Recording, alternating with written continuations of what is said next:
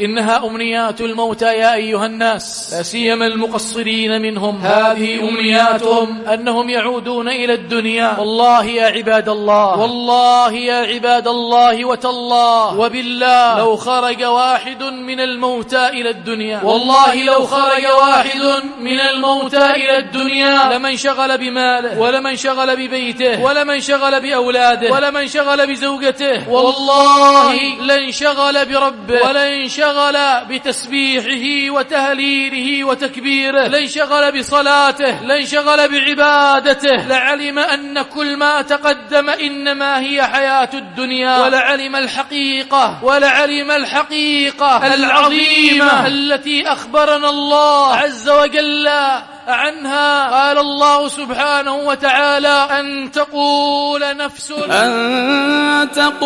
نفس يا حسرة على ما فرطت في جنب الله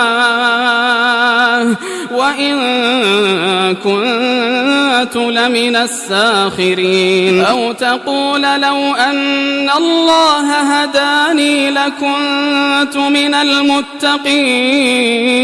أو تقول حين ترى العذاب لو أن لي كرة فأكون من المحسنين.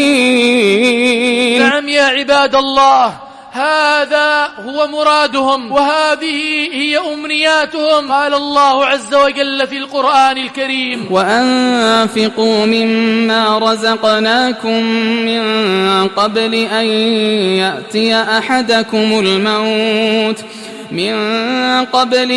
يأتي أحدكم الموت فيقول رب لولا أخرتني. ماذا يقول؟ فيقول رب لولا أخرتني إلى أجل قريب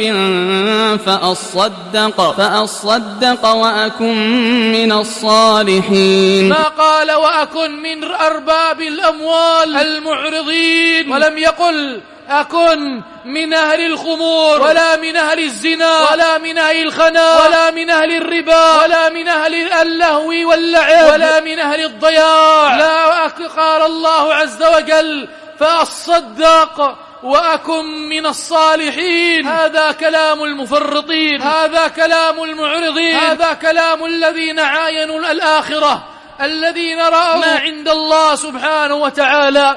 هذا كلام من عاين الحقائق، من عرف ما عند الله، من ذهبت عنه حب الدنيا وحب ما فيها، من ذهب عن قلبه زخارفها، من ذهب عن قلبه زخارفها ووزينتها. هذه أقوالهم: فأصدق وأكن من الصالحين. أكن من أهل الصلاة، أكن من أهل الصيام، أكن من أهل الصف الأول، أكن من أهل القرآن، أكن من أهل الدعاء، من أهل الخشوع، من أهل الركوع، من أهل التوبة. ليس البكاء على النفس إذا ماتت، وإنما البكاء على التوبة إذا فاتت. أن يموت الإنسان، كلنا سنموت، لكن على ماذا سنموت يا عباد الله؟